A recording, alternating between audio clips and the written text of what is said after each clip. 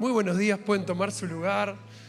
Qué tremendo, qué precioso poder estar escuchando y aprendiendo. ¿Cuántos dicen amén?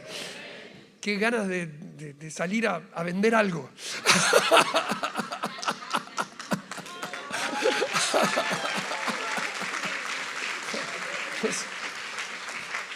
Un riñón, algo.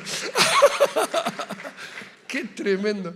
Cuando las personas que nos hablan encarnan el mensaje, nos inspiran.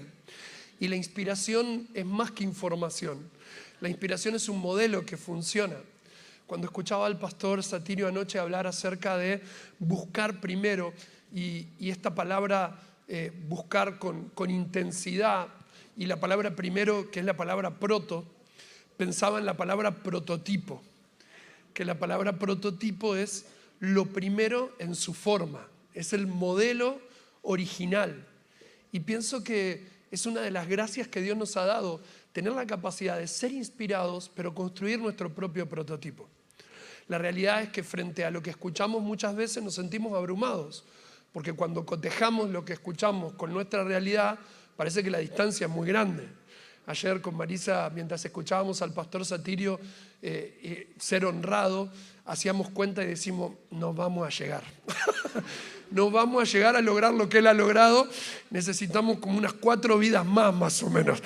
Y como no creemos en la reencarnación, decimos, no creo que eso sea posible. Entonces, ¿cuánta gente bautizó? Cuando escuchaba que el pastor bautizó hasta ahora su movimiento, más de 110.000 personas, son 4 veces mi ciudad. Y yo digo, sería glorioso, ¿no? Pero, lejos de uno abrumarse, uno dice, hey, esto es una referencia, esto es un prototipo, esto es un modelo que aplicado a mi realidad, que aplicado a la historia de mi vida, que aplicado a las circunstancias, también funciona. Funciona y aplica conforme a la medida de lo que nos toca. Y me encanta esto, que no solo aplica como un modelo, sino que aplica como un principio espiritual, que cuando lo abrazamos, lo aprendemos, lo aterrizamos en nuestra realidad, produce resultados, produce fruto. Y yo no dejo de aprender, de tomar fotos, de anotar. Estamos en un tiempo muy especial. Nos sucedió algo después de la pandemia, no sé si usted coincide conmigo, que nos vimos obligados a emprender. La pandemia nos obligó a cambiar de trabajos, a cambiar de formas. Fue una crisis que no solo tocó a algunos, sino que nos traspasó a todos. Nosotros estábamos ampliando nuestro auditorio en su doble de capacidad en medio de la pandemia. Y yo me acuerdo ese día cuando estallaron las noticias que esto estaba pasando, que todo se cerraba. Dije, no, esto van a ser 10 días y ya pasa. No, la profecía no es lo mío.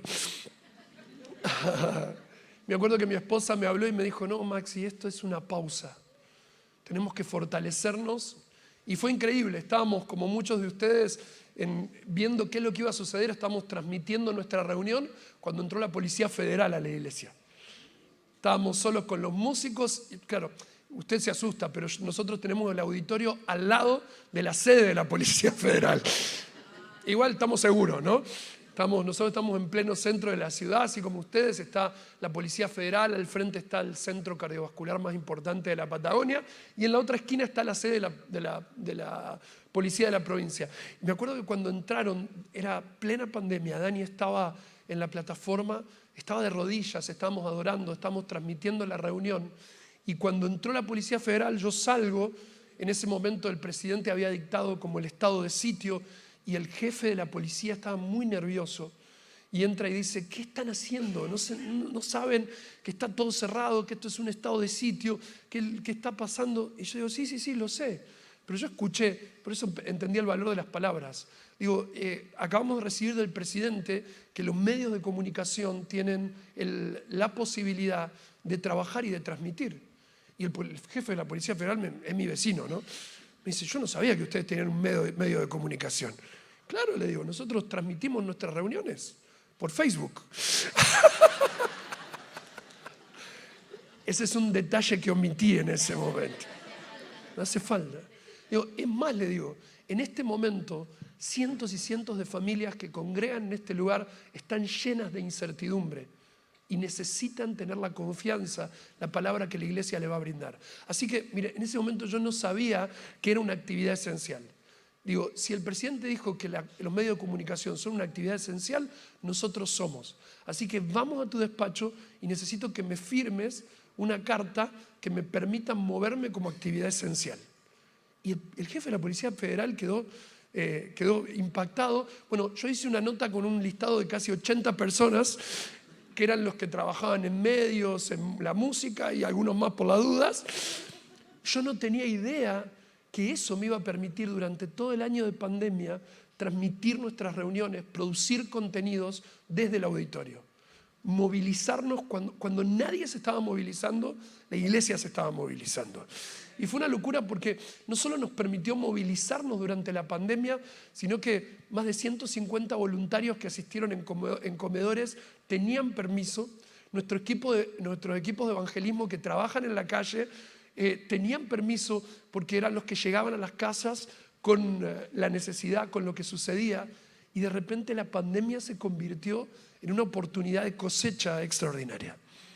Saliendo de pandemia tuvimos los bautismos más grandes que la iglesia haya tenido. Por eso yo creo esta palabra. La iglesia creció, de hecho siguió la obra en construcción. Y me acuerdo que también dicen, pero ustedes están en obra, ¿cómo van a continuar? Me acuerdo que el capataz de obra de la empresa que es de la iglesia le dijo tenía determinación, miren, yo necesito trabajar para comer todos los días. Lo vamos a hacer con cuidado, como corresponde, pero no podemos detener la obra. Fue una locura porque cuando salimos de pandemia y nuestros auditorios se abrieron solo a un 30%, el auditorio ya tenía el doble de capacidad. Entonces, creo que esto que aprendemos aplica a cómo desarrollamos nuestra fe en medio de las circunstancias difíciles. Eso pasaba hace 5 años y le dije que tuvimos que reinventarnos. En medio de ese proceso nació en la iglesia algo que se llama Comunidad de Emprendedores, que reúne a más de 170 emprendedores de la ciudad y que está dirigido por una chica que creció en la iglesia de Adrogué, Maricel Millán. Es licenciada en Psicología Social. Maricel es esposa de Jorge, un doctor, que estaban en una comunidad pequeña, se trasladaron a la ciudad y ella descubrió por qué había estudiado economía social. Quería que cada persona sea un emprendedor. Quería que cada proyecto, pequeño o grande, pudiese desarrollarse. La comunidad de emprendedores no solo está hoy trabajando en proyectos propios de la iglesia, sino en proyectos de toda la ciudad y de otras ciudades. La iglesia una vez al mes se abre para todos los emprendedores y previo a las reuniones hay una gran feria que se moviliza. Muchos de ellos ya tienen su propia marca en una ciudad de 40.000 habitantes. Y todo esto pasa en el contexto de una idea de Dios muy loca y que solo a Él se le podría haber ocurrido, que se llama iglesia. ¿Cómo se llama? ¿Te das cuenta de que acabamos de hablar de empresa, acabamos de hablar de principios espirituales, pero en un marco de comunidad?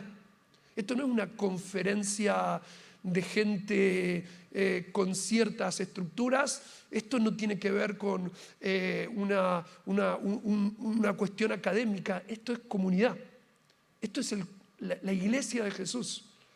Lo que estamos viviendo es todo junto en el mismo lugar y al mismo momento. Es una locura. Es una locura. Para nosotros, yo miraba al intendente, ¿no? Y si bien él debe haber venido varias veces acá, ellos no están acostumbrados a lo que nosotros estamos acostumbrados. De repente vienen y miran y dicen, che, ¿cómo hicieron esto? Seguro que la pastora Mabel tiene algo ahí lavado de algo, ¿no? Nos miran y dicen, ¿cómo es que hacen esto? ¿Cómo es que ellos desarrollan? ¿Qué hay detrás de sus intereses? ¿Qué hay detrás de lo que persiguen, de lo que buscan, de lo que tienen? Y en realidad la fuerza de la iglesia es la presencia de Dios, pero que se manifiesta en la comunidad, que se manifiesta la fuerza de la iglesia. Yo quiero tomarme estos 2 momentos para hablar de eso, para hablar de la iglesia. La amo con todo mi corazón. Y entiendo que en nuestra nación la gente no tiene problema con encontrarse con Jesús. pero tiene problema en cómo se ha revelado el cuerpo de Cristo. Las personas argentinas, sobre todo, no tienen problema con Jesús. Al mejor jugador de fútbol del mundo le decimos el Mesías. ¿Cuántos dicen, no, idolatría, no? Perdón los hermanos colombianos que, bueno, no voy a traer a memoria la última Copa América ni nada por el estilo. Cuánta maldad, ¿no?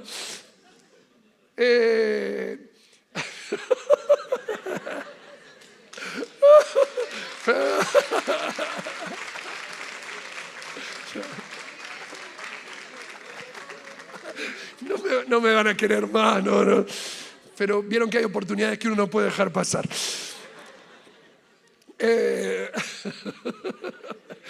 Y aparte, ¿cuándo va a volver a pasar esto, no? ¿Cuándo? Hay que disfrutarlo mientras dura. Entonces, por hacer chiste, si estuviese mi esposa me estaría retando. La fuerza de la comunidad, la fuerza de la iglesia, que es la manifestación de la revelación de Jesús. Argentina necesita una revelación de la iglesia, del cuerpo de Cristo. Una revelación plena, correcta, porque si Él es la cabeza y nosotros somos el cuerpo, uno no se puede enamorar solo de una cabeza. Uno se enamora de las manos que abrazan, de los pies que caminan. Creo que estamos a las puertas de una cosecha extraordinaria de almas en nuestra nación. Y no solo de almas, de propósito, de recursos, de medios, pero no es algo que podemos hacer solos. No es algo que solo va a recaer sobre algunos ministerios ungidos. Tiene que haber un despertar del cuerpo de Cristo. Y es algo que está en mi corazón y que nosotros procuramos vivir como comunidad. Creo que la comunión es el principio de la vida de todo lo que tenemos. Que no podríamos estar hablando de nada de esto si Cristo no estuviera en el centro y si no fuéramos parte del cuerpo que es la iglesia. Y escribí algunas cosas que quiero compartir con ustedes para hoy. Puede que ayer haya sido un poco efusivo, pero el mensaje de ayer es algo que explota en mi corazón y que todavía sigo trabajando. Hay palabras que te instruyen y hay palabras que te traspasan. Hay palabras que se comunican desde el conocimiento, desde la aplicación, y hay otras que se gritan. Poco a poco voy aprendiendo a gritar lo que Dios grita y a callar lo que Dios calla. Y creo que es tan sabio lo uno como lo otro, ¿no?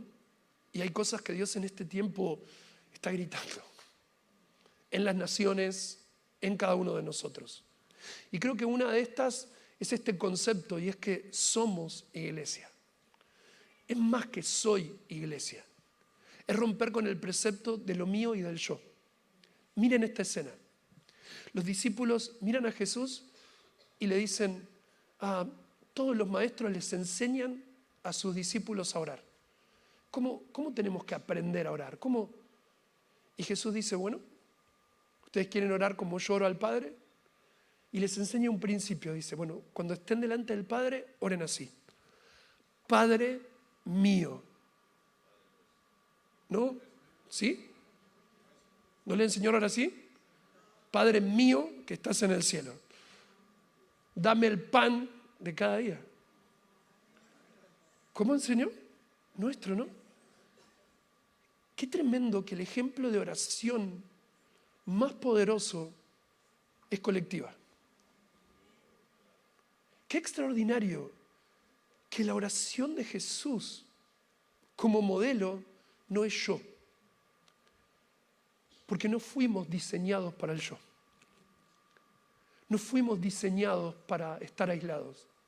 Creo que éxito en la vida es aprender a crecer, a prosperar, pero que el mayor éxito al que podemos aspirar es tener a alguien con quien compartir cuando volvemos a casa. Que todo lo que hacemos, todo lo que ganamos, todo lo que construimos es para nosotros. Después de todo, es Cristo en nosotros, esperanza de gloria. Es demasiada gloria, es demasiado amor, es demasiada intensidad solo para un status quo, para un grupo de personas. La escena de Apocalipsis delante del trono 19, y vi gente de toda lengua, de toda tribu, de toda nación. Por eso comparto con el pastor Satirio la pasión por las misiones. Somos una iglesia pequeña en la Patagonia, pero que ama las naciones. Que con lo poco que tiene ha sembrado gente en naciones muy lejanas, pero que también se siembra en los vecinos, en nuestros países vecinos. Creo que tengo el privilegio y que compartimos juntos el privilegio enorme de construir algo. Somos la iglesia de lo último de la tierra. Es la realidad. Y si miramos el panorama profético bíblico, nos vamos a dar cuenta que después de las regiones bíblicas, lo último de la tierra y los confines de la tierra son una de las regiones proféticamente más mencionadas en la historia bíblica. ¿Les pongo algún ejemplo? Bueno, Hechos. Jerusalén, Judea, Samaria y hasta lo último. Y si tomamos esa referencia podemos llevarla hasta Isaías, capítulo 24, capítulo 46. Desde los confines de la tierra se va a escuchar una adoración, gloria al justo. Y el Señor se va a levantar como un poderoso gigante. Las profecías bíblicas hablan de la adoración en las costas lejanas. Es impactante porque para ellos lo lejano tenía que ver con otra cosa. Y hace poco hablaba con alguien que tiene iglesia y que hace iglesia en Nueva Zelanda. En la otra punta, a la misma altura que nosotros. Y ellos dicen, nosotros somos la iglesia de lo último de la tierra. Vamos a tener que pelearnos el puesto. Pero la realidad es que la palabra se cumple. Y hoy el Evangelio penetró hasta los confines de la tierra. Pero no hay una bandera que diga Chile, Paraguay. Hay una forma, hay un destino. Hoy el mapa del desarrollo del cristianismo se dio vuelta. De repente el sur es el nuevo norte. El sur son las naciones que más envían misioneros. El sur tiene un despertar y en las naciones de la tierra hay un avivamiento que habla español. Me tocó con Dani estar con nuestros hermanos iraníes en Turquía. La iglesia que inició un muchacho de acá, de Córdoba, casado con una iraní. Y en la medida que vas caminando, ayer miraba a unos chicos en Gales, en una plaza de más de 1500 años haciendo evangelismo. Son latinos. Marisa estuvo en Israel. Las iglesias que están creciendo, las iglesias cristianas en Israel, en la tierra de Jesús, su gran mayoría misioneros, latinos, que han vuelto de la diáspora. Tenemos un lugar muy importante en el cumplimiento de la profecía bíblica. Tenemos un lugar muy trascendente en lo que Dios nos ha dado. Y es algo que no podemos hacer solos, es algo que tenemos que hacer como iglesia. ¿Cuántos pueden decir amén a eso? Así que anoche cuando hablaba con el pastor Satirio, me mencionó la iglesia de Efeso, que es una iglesia que apunta para arriba y termina en declive. Y creo que muchas veces podemos aprender mucho más de aquello que no se hizo y que podría haber cambiado el rumbo de las cosas para prestar atención. Y paradójicamente el libro de Efesios, la carta de Pablo a los Efesios, es la que nos muestra más el corazón de Dios con respecto a la iglesia que Él busca, a la iglesia que Él quiere. El cielo se abrió a los Efesios para decir, esto es lo que Dios quiere, esta es la autoridad que tienen, esta es la guerra espiritual que tienen que librar, esto es lo que son llamados a hacer. Si hubiesen prestado más atención, ahora nosotros podemos entender eso y entender que así como la Biblia nos revela que Jesús es el principio y el final, es el alfa y la omega, es el que era y el que ha de venir, es el todopoderoso, Apocalipsis 1:8. También hay una iglesia que ha pasado por diferentes etapas. Pero descubrir en este tiempo que somos iglesia y el valor del nosotros, el valor de cambiar el Padre mío por el Padre nuestro, el valor de entender que nos necesitamos, el valor de las relaciones y de la comunión, que lo que ganamos, que lo que construimos, que lo que atesoramos no es solo para nosotros, que lo que buscamos tiene una conexión, que la iglesia no es un conjunto de jerarquías o estructuras, sino de relaciones. Y que las relaciones son un tesoro eterno. Las personas que van a cuidar de tus hijos si vos no estás. Las personas que te aman no solo como sos, sino que te acompañan en el proceso. El discipulado, que no solo forma a personas como cortadas con un mismo modelo, sino que respetando la singularidad de cada uno, construye la vida de Jesús en cada uno de nosotros. Entonces, de esa manera, cuando nosotros recibimos palabras superadoras, vamos a poder entender que no estamos solos, que es algo que construimos entre todos como comunidad. Y la comunidad de fe le revela al mundo el cuerpo de Jesús. Le revela sus manos, que dan, que bendicen, que parten el pan, que multiplican los recursos. Le revelan sus pies, que van a cada rincón, a cada lugar. Le revela su pecho, que abraza, que contiene. Y cuando la gente levanta la mirada, ve a la cabeza, con ojos de fuego, a Cristo, el Señor de todas las cosas. Amén. Entonces, déjeme llevarlo por un momento y le prometo avanzar de la mejor manera posible. Les hablé de que transitamos, hace 5 años se cumplió un ciclo desde que la pandemia golpeó y cambió nuestra forma de relacionarnos, de comunicarnos y de conectarnos. Pero voy a usar una frase argentina. Juan, lo viejo funciona. ¿Sí o no? Ayer cuando el pastor me hablaba de que recordemos de la piedra que fue cortada, esto es porque salió una serie, la primera serie de ciencia ficción de Argentina en Netflix, que fue un boom, y es una serie que muestra cómo hay una invasión. ¿No la vio, no? Eso sí, ¿no? Y en medio de un ataque, uno de ellos, los autos no funcionan porque todo lo que es eléctrico colapsa, pero los viejos autos, los autos que andan solo con batería, esos sí empiezan a funcionar. Y nos quedamos todos los argentinos con la frase, Juan, que es el protagonista, lo viejo funciona. Entonces, hay conceptos y hay principios que no son viejos, son fundamentales, que son esenciales, que no tienen que ver con la forma, sino que tienen que ver con la esencia, que no se negocian, que están establecidos desde un principio. Y es triste ver que muchas veces la iglesia y la comunidad toman la forma de lo nuevo, de lo que el mundo propone, cuando en realidad la iglesia es igual que Jesús, inmutable. Hay una iglesia que es, hay una iglesia que fue y hay una iglesia que va a ver a Jesús regresar. Y eso habla de una dinámica de constante crecimiento, pero también de una permanencia en aquello que es esencial, en aquello que es el fundamento de todo lo que somos. Los principios de la fe, de la integridad, de la santidad, los principios de la entrega, del esfuerzo, son aquellos que rigen nuestras vidas. Y nosotros hoy como iglesia, en medio de una sociedad que diluye todos esos principios, tenemos una oportunidad extraordinaria. Miren, miraba ayer noticias y veía la historia de un chico que se suicidó siendo muy jovencito porque él empezó a entablar una relación con un chatbot. ¿Saben de qué hablo o no?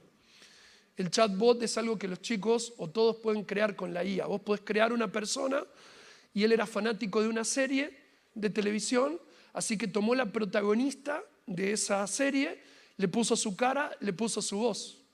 Y durante 10 meses conversaba. Era un muchacho alegre, que vivía en una casa hermosa, que jugaba al básquet, que hacía deporte, pero de repente empezó a entablar ese vínculo con la inteligencia artificial.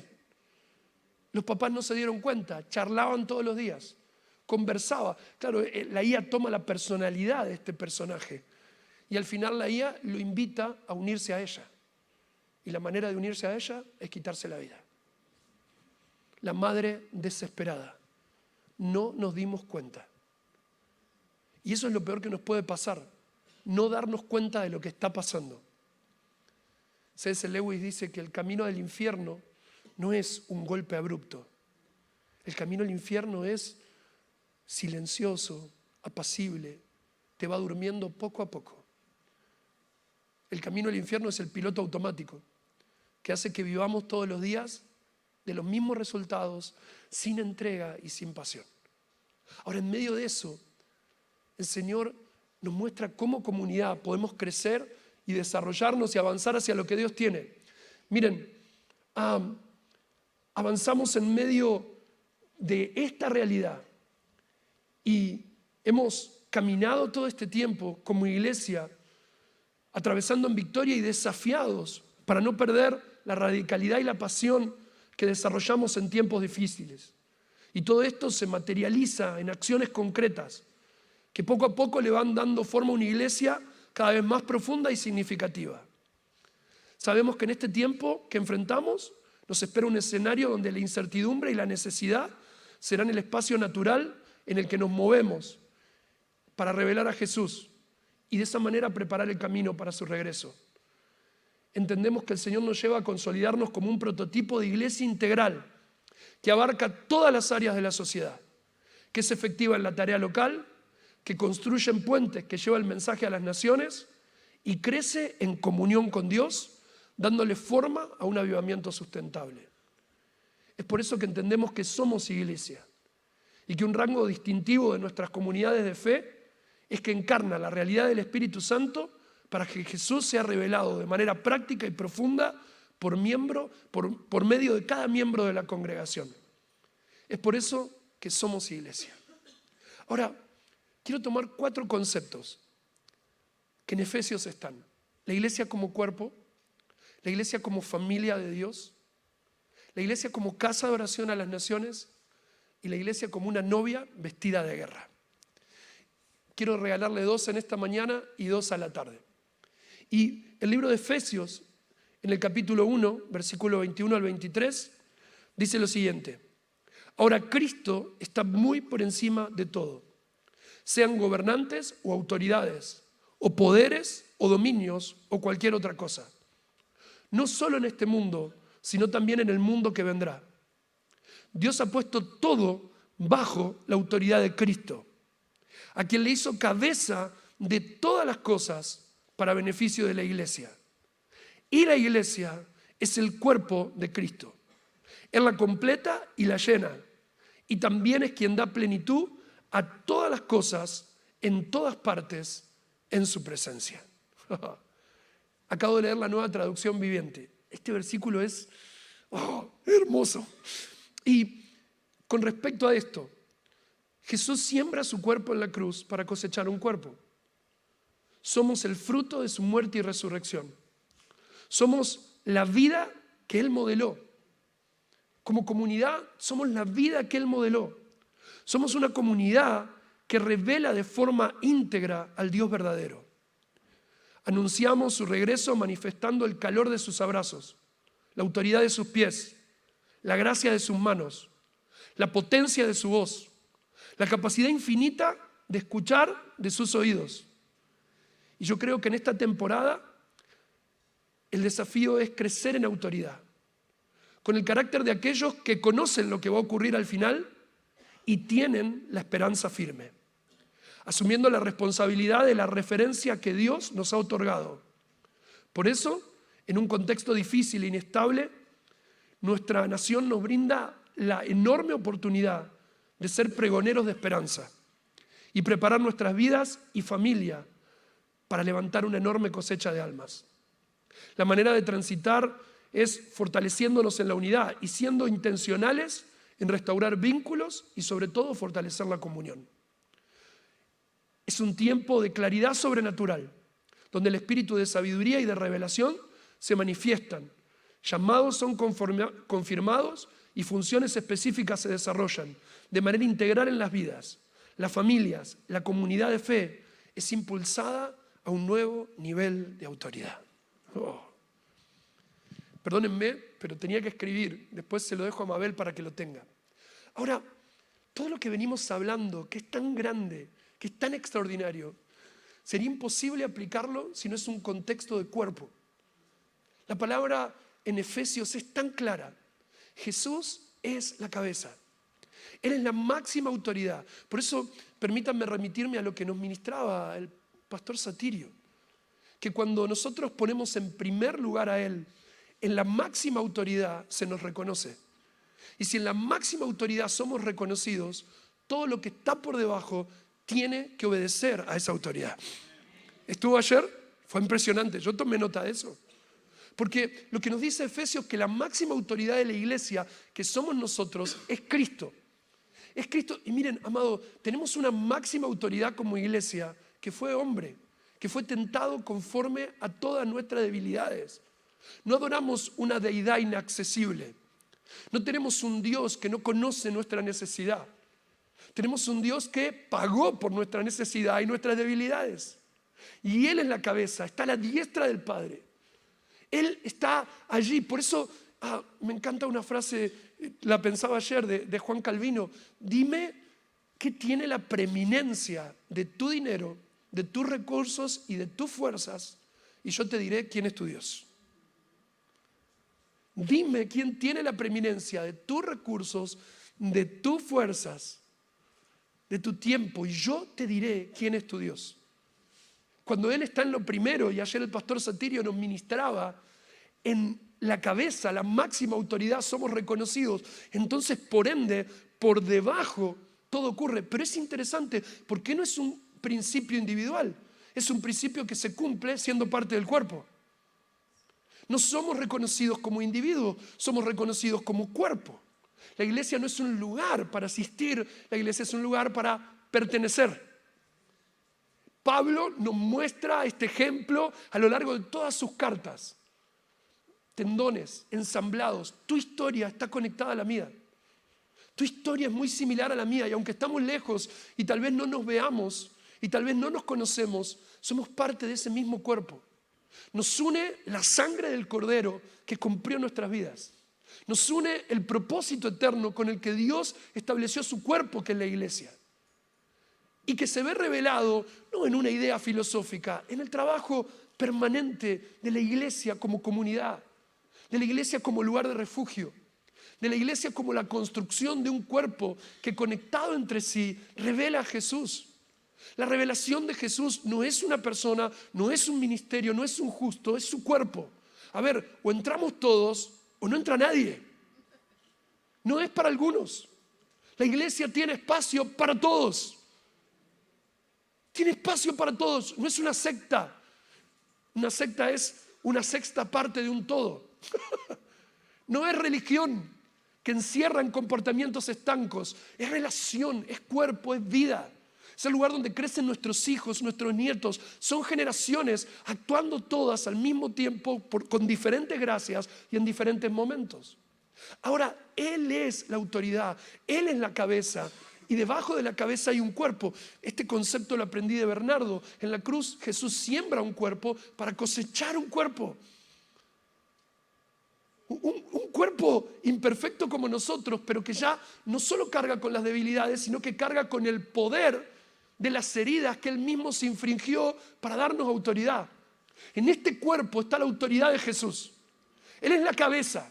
Él es el principio de todas las cosas, el primero y el último. Él es la autoridad máxima. No tenemos un papa, usted sabía eso, ¿no? No lo tenemos, a veces no lo inventamos, pero no lo tenemos. Cuando la autoridad del hombre parece estar por encima de la autoridad de Dios, la iglesia sufre, la iglesia padece. De hecho, la iglesia casi se ha extinguido a lo largo de la historia, por eso. Jesús es el primero y el último, Él es el alfa y la omega. Y eso nos trae complicaciones a la hora de que no somos tan verticales como otras religiones, pero nos trae la libertad de que la multiforme gracia de Cristo se revela en todas las naciones de la tierra. Somos hermanos y sé que no tenemos problema con aceptar la paternidad de Dios. Lo que más nos cuesta es aceptar a nuestro hermano. Y convivir en comunidad y crecer juntos, conociéndonos las historias. Alguien me decía que la familiaridad mata la espiritualidad. Que a veces conocernos demasiado hace que perdamos la honra, el respeto, la cultura. Y es cierto, pero tendría que ser al revés. El vínculo que desarrollamos es eterno. Las relaciones son una de las pocas cosas que nos vamos a poder llevar a la eternidad. Los vínculos que construimos, el amor que damos, las personas a las que nos brindamos. No hay otra cosa. O sea, no hay otra cosa que podamos llevarnos. Todo lo que producimos y se reproduce en gente genera la fuerza para avanzar. Los vínculos, las personas con las que podemos abrir nuestro corazón, ese círculo cercano que nos alimenta. Y también aquello que hacemos para impactar a los demás. La iglesia es el cuerpo. sí hay un orden, sí hay una estructura. Un cuerpo sin estructura es una gelatina. Un cuerpo sin estructura no crece, y hay diferentes estructuras y hay diferentes formas de encauzar, de estructurar, pero es una estructura necesaria que sostiene la esencia. Hablando acerca de la estructura de la iglesia, un pastor amigo me decía, puede haber una hermosa esencia en tu congregación, pero si no hay una estructura, esa esencia se va a perder. Es como que vos quieras comercializar un perfume caro, importado, y lo vendas en una bolsa de nylon, ¿no? Nadie te lo va a comprar, porque aunque la esencia sea buena, la estructura no revela esa esencia. Ahora, lo interesante de la estructura que construimos entre todos, es que es una estructura de vida, de cuerpo, que nos conecta, que nos roza, que nos lleva a tener diferencias y a ser fuertes. Seguramente escucharon en este tiempo, es común decir, no, porque a mí me hirieron en la iglesia, ¿no? A ver, hermanos, levanten la mano todos los que han sido heridos en la iglesia. Soy el primero, ¿eh? No solo que me han herido, sino que yo he herido a muchos también. Porque sabes que la iglesia es cuerpo, y en el cuerpo se producen las heridas. En el cuerpo crecemos, en el cuerpo resolvemos las tensiones. En el cuerpo hay sanidad también, porque si yo me lastimo el brazo, no se lo dejo al doctor y le digo, por favor, cúrmelo, mañana lo paso a buscar. No, de hecho, la ciencia médica no cura. El cuerpo es un milagro. El cuerpo tiene la capacidad de curarse a sí mismo, solo que cuando se enferma pierde esa capacidad, y la ciencia médica lo que hace es dar las herramientas necesarias para que el cuerpo pueda suplir lo que necesita y avanzar. Todos los días hay un milagro de sanidad, ¿sí o no? Todos los días te cortaste, la herida se cerró, tu cuerpo suturó esa herida. Hey, ¿quién hizo eso? Todos los días hay un milagro de sanidad. Es tan extraordinario el milagro del cáncer desaparecer como el amor de la iglesia que acompaña a esa persona enferma a través de los procesos. ¿Me entendés? Siempre hay sanidad en el cuerpo. Y no sé cómo, pero yo no sé cómo hoy la gente vive fuera de la iglesia. No sé, porque no hay identidad. Las instituciones se quebraron. En un rato más vamos a hablar de la familia. Pero la iglesia se constituye en ese cuerpo que revela a la persona de Jesús y se convierte en las manos que abrazan, en los pies que tienen la autoridad, porque la autoridad no fue conferida a un hombre, la autoridad fue conferida a la iglesia. Estaba en Israel pasando por Cesarea de Filipo. Usted dice, ¿cómo viaja este tipo, no? Dios es muy bueno y misericordioso. Amo las naciones y Dios ha provisto una y otra vez. Estaba en Israel con amigos y estábamos pasando por Cesarea de Filipo y me tocó compartir. Cesarea de Filipo es la ciudad más pagana de Israel. Jesús pasa por fuera de Cesarea de Filipo y está con sus discípulos. Y les pregunta, ¿quién dicen los hombres que yo soy? Y los discípulos contestan, un profeta, un maestro. ¿Y quién yo soy para ustedes? Y Pedro, lleno del Espíritu Santo, le dice, vos sos el Cristo, el Hijo del Dios viviente. Y Jesús dice, es verdad, Pedro, es imposible que se te haya ocurrido a vos. No te lo reveló carne ni sangre. O sea, este no sos vos, hermano. Pero sobre esta declaración, yo voy a construir mi iglesia y las puertas del infierno no prevalecerán. Jesús dice eso frente a las puertas del infierno. En Cesarea de Filipo todavía están las puertas del infierno ahí. Saben que es un lugar hermoso geográficamente. Es un parque donde la gente se va a recrear. Qué lindo, vamos de picnic, ¿a dónde? A las puertas del infierno. ¿La vamos a pasar? Sí. Es terrible. Pero veía en ese parque familias de picnic árabes y demás, porque hay como un arroyo y hay unas cuevas, y en esas cuevas en la piedra están talladas las puertas del infierno. Porque en ese lugar romanos, griegos, sacrificaban niños. Había cultos paganos, hay una cascadita y tiraban los bebés. Practicaban ritos de inmoralidad. Por eso Jesús no entra a Cesarea de Filipo, él es un rabino, no se puede contaminar, pasa por afuera. Pero él le dice, Pedro, sobre esta declaración, Cristo es el Hijo, la iglesia será construida, y señala las puertas. Y dice, las puertas del infierno no prevalecerán. Hermano, cuando yo estoy parado ahí, yo vengo de lo último de la tierra. Las puertas del infierno siguen en la piedra y la iglesia de Cristo llegó hasta los confines de la tierra. Entonces, la iglesia es el cuerpo y el cuerpo no se critica, el cuerpo se construye. O sea, yo puedo criticar mi cuerpo, decir, Maxi, qué gordo que estás, qué viejo que estás, qué mal te ves, y no hay ningún fruto. El cuerpo se cuida, se integra. La iglesia de Cristo no se critica, la iglesia de Cristo se construye. Y amados hermanos, venimos de un mes donde hemos sido expuestos como iglesia. Han sido expuestas nuestras debilidades y nuestras fortalezas en todos los medios de comunicación. Hemos sido el hazmerreír para muchos, pero también hemos sido vistos como una fuerza en Argentina que hace tiempo no se veía. Y no hay manera de que las dos cosas no sucedan al mismo tiempo. ¿Saben por qué? Porque Jesús lo que hace en la iglesia es modelar lo que Él vivió. Y a Jesús lo rechazaron y lo amaron al mismo tiempo. A Jesús la religión lo expulsó. El sistema, el imperio romano, usó todos sus medios para crucificarlo. Pero en medio de eso, un remanente lo abrazó y trastornó la humanidad hasta el día de hoy. Por eso como iglesia no nos asusta este contexto, pero no podemos vivir este contexto si no es arraigados en el cuerpo, si no es siendo parte de entender que sí somos heridos porque somos una comunidad donde hay tensiones, donde hay diferencias, pero así como somos heridos, hay sanidad en el cuerpo de Cristo.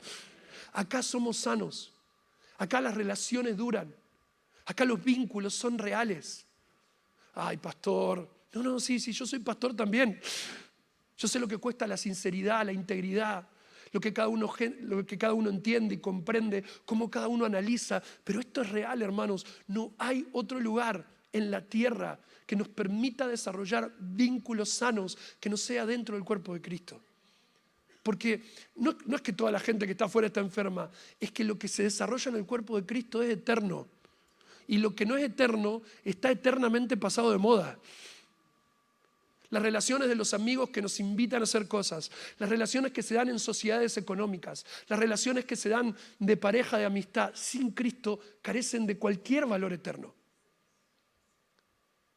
Y tenemos que entender que en el cuerpo, aunque somos imperfectos, cada actitud, cada siembra tiene un peso de autoridad extraordinario. Por eso entiendo que la iglesia es el lugar del cuerpo donde yo pertenezco. Y cuando yo pertenezco al cuerpo de Cristo, la autoridad de Cristo viene sobre mí. Para mí esto es muy importante entenderlo. Porque puedo tomar los conceptos que acá son expresados y tratar de aplicarlos de manera individual, pero el infierno no lo va a reconocer. El infierno no reconoce la autoridad de aquellos que practican fórmulas religiosas o que se aprendieron determinadas oraciones. No, el infierno a lo único que le teme y tiemble es la autoridad de Jesucristo. Y Efesios dice que Él es la autoridad máxima y que Él es que la autoridad máxima delegó esa autoridad a la iglesia. O sea, cuando yo me muevo como parte del cuerpo de Cristo y voy a mi lugar de trabajo, lo que el infierno ve no es que va Maxi, el empleado, lo que el infierno ve es que la iglesia está entrando a ese lugar. Cuando yo abro mi puesto para vender, no es que el infierno ve, no, ve que la iglesia está abriendo el puesto. Y la iglesia abarca todas las áreas de la vida de comunidad. Por eso hablamos de negocio, hablamos de educación, hablamos de necesidades básicas que deben ser cubiertas. Porque es cuerpo que abraza, cuerpo que toca, cuerpo que se compromete, cuerpo que ama. Y es un cuerpo que está dotado con la tercera persona de la Trinidad, el Espíritu Santo. Muchas de las cosas que aprendemos no nos funcionan porque no somos parte del cuerpo. Porque simplemente entramos en una dinámica de relaciones religiosas, de competencias, donde es la búsqueda de Padre mío en vez del Padre nuestro. La iglesia desarrolla la capacidad al máximo de las personas que se brindan, que aman, que construyen, que encuentran realización. El mundo tiene temor de la iglesia porque no puede creer que la gente voluntariamente se rinda por amor a los demás. Sirva, dé, ame, visite. El fin de semana pasado nuestros adolescentes fueron a visitar las casas tuteladas. En mi ciudad las casas tuteladas son donde viven los ancianos que no tienen hogar. Y ahí están todos los ancianos de 60, 80 años, muchos de ellos olvidados por las familias. Y estamos trabajando con ellos. Pero fue particular porque fueron todos los adolescentes a pasar el día con los abuelos. Una locura. ¿Saben qué les enseñaron los adolescentes a los abuelos? A usar el celular. Y los abuelos contaron sus historias. Yo estaba de viaje y mi hijo tiene 14 años. Fue a la casa tutelada. Digo, hijo, vi las fotos, te vi servir a los abuelos. Contame cómo te fue. Yo pensaba, me va a decir, ay, fue una palabra, fue glorioso. Me dice, papá, hicimos pareja para el truco con un abuelo. Papá, me dice, el viejito se guardó el ancho y ganamos.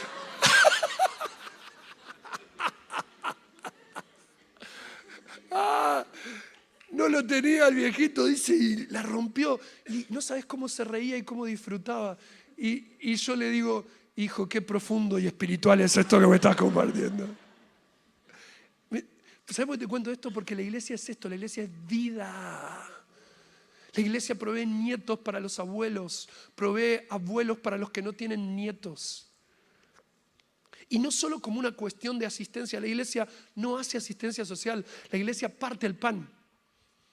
La asistencia solo cubre la necesidad, pero todo lo que se parte en Cristo se multiplica. Partir el pan es lo que nosotros hacemos, es tomamos de lo que tenemos y lo partimos. Negocios, recursos, vida. Y cuando la iglesia parte el pan, no solo provee de un plato de comida y de asistencia, provee de transformación. Porque cuando Cristo entra, la realidad cambia. Los corazones son transformados. Y en el cuerpo convivimos todos. Convivimos a los que les va bien y a los que les va mal. Convivimos a los que tienen la gracia de producir y a aquellos que caminan en debilidad. Y de esa manera crecemos. Crecemos en autoridad, por eso es hermoso ver esta expresión de Efesios. Cristo es la cabeza, le das autoridad y dice que Él llena a su iglesia todo y en todo. Ay, esto me apasiona. No hay sillas vacías hoy, está todo lleno por la gloria de Cristo. Por eso cuando nosotros faltamos, nos exponemos al vacío. Por eso la prioridad de la que nos hablaba el pastor Satirio, de congregarnos, Hebreos. No dejen de congregarse como muchos tienen por costumbre. Más aún cuando esté llegando el tiempo del fin. Me impacta que para definir el tiempo del fin, el consejo más importante que elija el autor de los Hebreos es no dejar de congregarse. Y sin embargo es lo que más hacemos. Porque en el tiempo del fin, las dinámicas del tiempo del fin van a requerir una iglesia unida. Y cuando hablo del tiempo del fin, hablo del tiempo que estamos viviendo. Podría haber dado cualquier consejo, pero el consejo que da es, cuando llegue el tiempo del fin, no dejen de congregarse, como muchos tienen por costumbre. Porque, amado, ¿cómo vamos a sobrevivir en esta temporada? ¿Cómo vamos a producir si no es juntos como el cuerpo de Cristo? No sé vos, pero yo no tengo toda la fuerza. Yo no tengo toda la capacidad. Yo no tengo toda la gracia ni todo el poder. También sé que mi congregación no la tiene. Por eso tender puentes entre relaciones, entendernos como un cuerpo, valorar al otro, recibir de lo que los demás tienen. Yo reconozco una gracia única y extraordinaria en la pastora Mabel, en Marisa, en Satirio, en lo que se ha ministrado. Yo no lo tengo, yo lo necesito aprender, necesito del otro, necesito crecer, aunque las formas sean distintas. Necesito congregarme. Congregarme no es asistir a una reunión, congregarme es pertenecer, es ser parte del cuerpo. Es amar, es abrazar lo que nadie quiere y abrazar lo que los otros aman. No es un idealismo utópico. Qué lindo, no, maquillemos los problemas. No, por el contrario, congregarse es aceptar los problemas, las debilidades y las necesidades. Es confrontar con amor, es ser vulnerables. Es abrir nuestro corazón a la vida de Cristo. Y eso es extraordinario, porque en eso se manifiesta la autoridad. Las ciudades se rinden no solo a una revelación espiritual de algunos ungidos, se rinden cuando la iglesia toda como cuerpo revela la gloria de Dios. Cuando las personas en su trabajo, la gente en el lugar donde están, manifiestan el poder y la autoridad del Dios del cielo. Revelan su gloria de manera extraordinaria. Abrazan, aman, sin importar el contexto en el que están. El cuerpo manifiesta la gloria de Dios. El cuerpo revela la gloria de la cabeza. Y si Juan ve a Jesús sentado a la diestra del Padre y sus ojos como llamas de fuego, y Él es la cabeza, y en los ojos hay fuego, en todo el cuerpo debe haber fuego. En todo el cuerpo.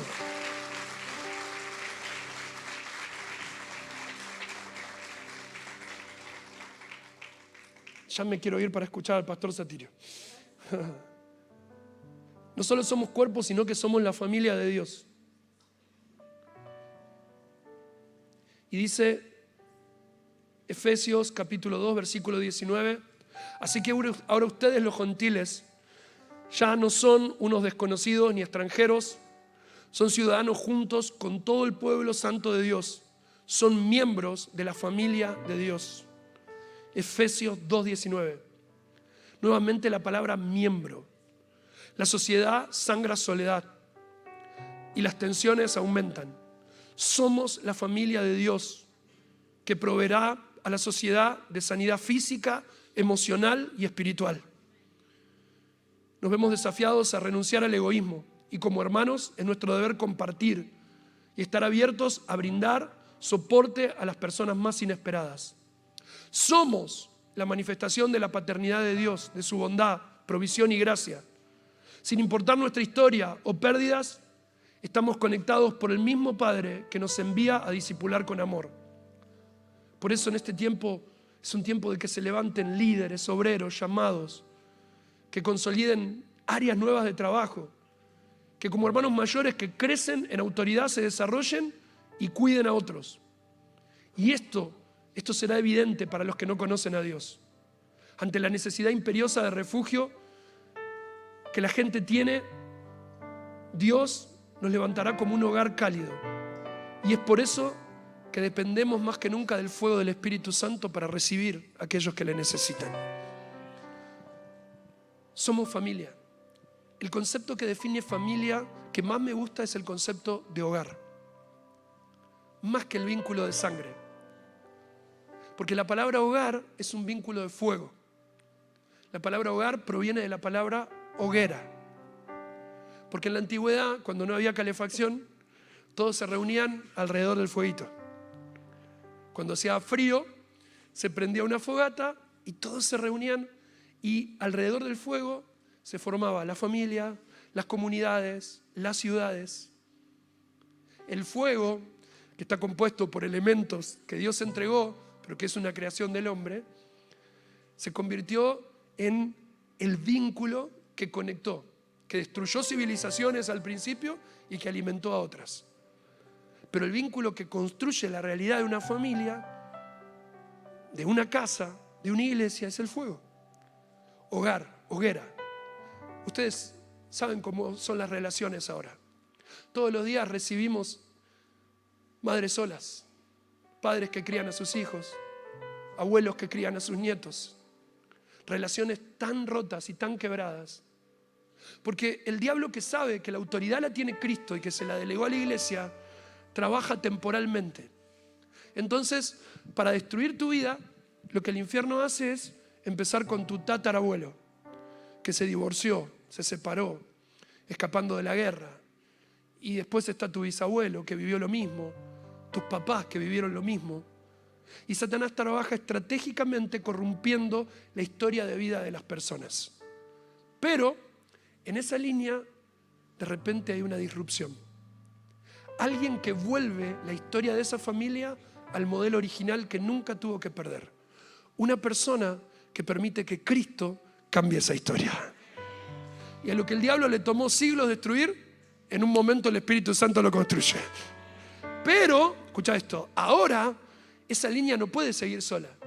Esa línea tiene que conectarse a una familia mayor, que es el cuerpo de Cristo.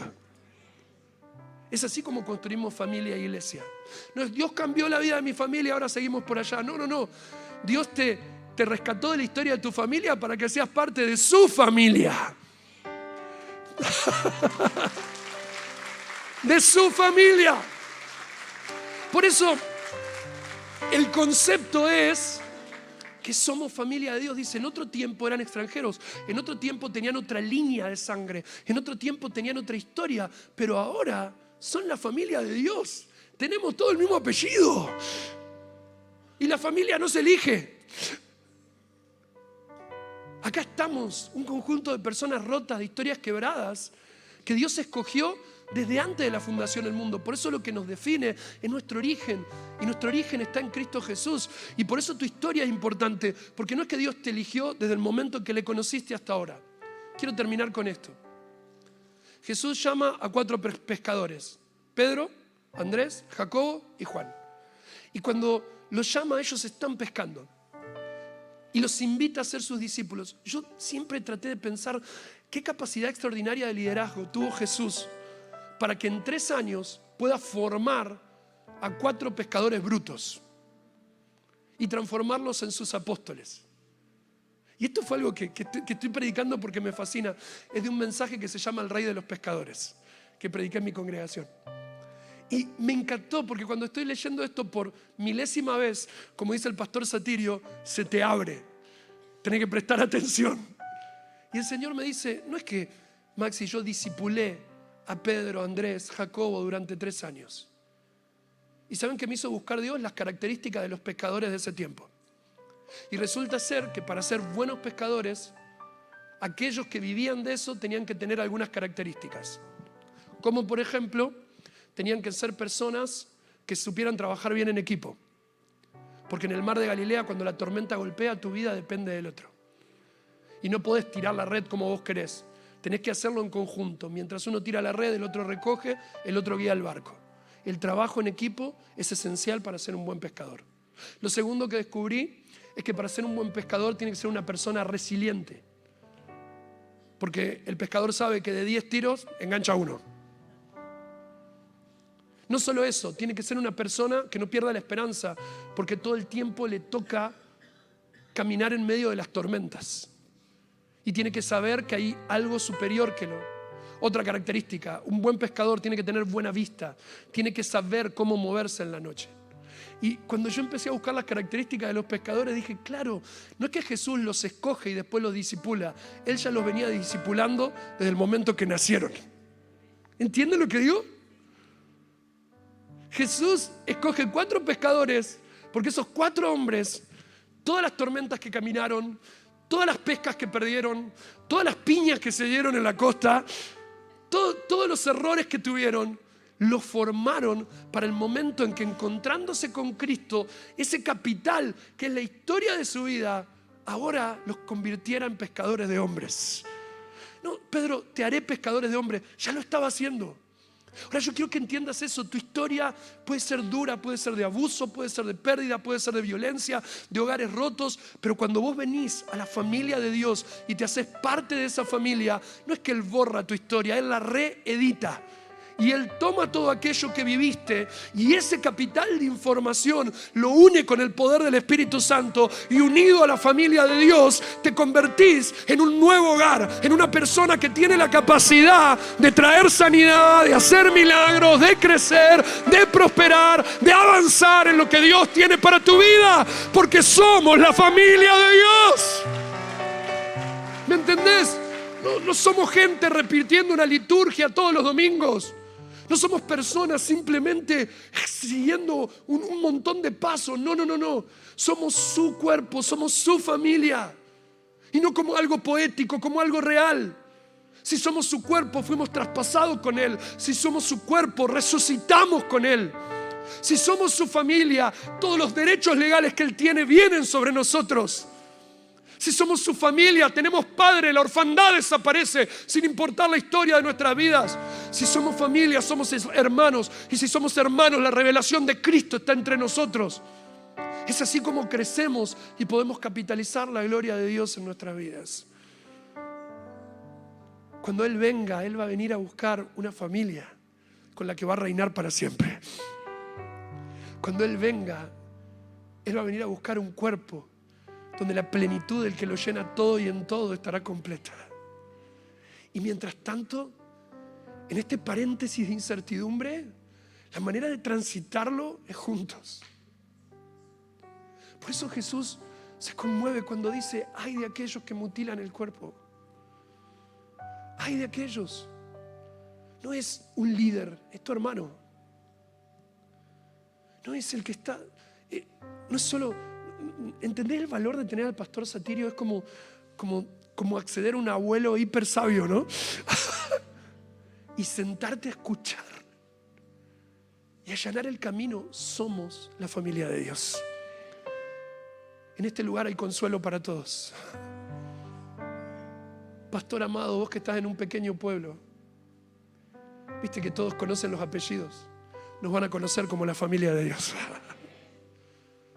Nos van a conocer como el cuerpo que abraza, que ama, que no se va, que se queda, que desarrolla lo que Dios ha establecido. Y este vínculo que nos conecta a todos, nos conecta por medio del hogar, que es el fuego del Espíritu Santo. El cuerpo de Cristo recibe al Espíritu Santo en Pentecostés. Y es más que hablar en lenguas, es más que dones, es más que ministerios, es la tercera persona de la Trinidad conviviendo en este cuerpo. El mismo Espíritu que levantó a Cristo de los muertos es el que está con nosotros. Es lo que nos conecta con el corazón del Padre y nos da la capacidad de resolver los conflictos entre todos nosotros. Por eso, donde el Espíritu es Señor, allá hay libertad. Y si podemos crecer en darle a Él el lugar, vamos a ser esa familia próspera, llena de gloria, que va a preparar el camino para su regreso. Amén. ¿Qué te parece si ponemos en práctica esto? Solo por un segundo. ¿Te podés poner de pie? Oramos y yo quiero conectar lo que nos enseñó nuestro hermano. A mí me dieron muchas ganas de tener mi empresa, de crecer, de desarrollarme. Pero ¿qué te parece si ahora tomás la mano de tu hermano y decís: Señor, todo lo que yo estaba anhelando para mí, yo lo quiero a él. Quiero que le vaya bien a mi hermano. Quiero que le vaya bien. ¿Qué te parece si lo abrazás por un momento y decís, haces una oración y decís: Señor, yo quiero que le vaya bien. Él es mi familia, Él es mi cuerpo. Si Él crece, yo crezco. Si Él avanza, yo avanzo. Quiero que le vaya bien, quiero que le vaya bien. Quiero que tenga alguien con quien compartir al volver a la casa. Yo bendigo sus hijos, bendigo sus nietos, bendigo sus negocios, bendigo su trabajo. Yo bendigo tu vida, bendigo tu llamado, bendigo el propósito. Hey, amados, somos cuerpo. Ay, dice el Salmo 133, qué hermoso es que los hermanos estén juntos. Y describe el cuerpo, la unción cae por la cabeza y llega a los pies. No hay unción solo para la cabeza, no hay unción solo para las manos. La armonía. Todo el cuerpo es ungido, desde el primero al último, desde el más entendido hasta el más simple. Amado hermano, ahora el Espíritu Santo está sobre nosotros y Él nos ha ungido. Padre nuestro, que lo gobiernas todo, tu nombre es glorificado. Cuando nos amamos los unos a los otros, Padre, danos el pan de cada día. Perdona nuestras deudas, así como perdonamos a los que nos ofenden. No nos dejes caer, líbranos del mal. Porque todo lo que podamos alcanzar juntos, todo lo que podamos lograr, todo lo que podamos conquistar, tiene un solo propósito. Tuya es la gloria, tuyo es el poder, tuya es la honra, por siempre y para siempre. Amén, amén y amén.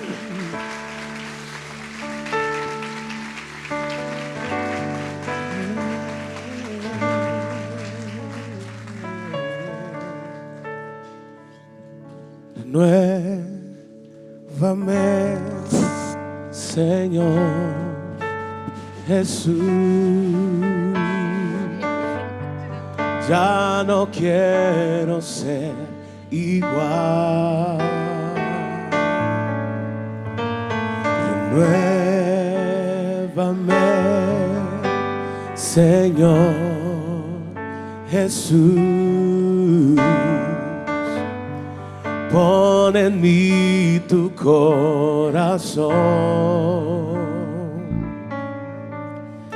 porque todo lo que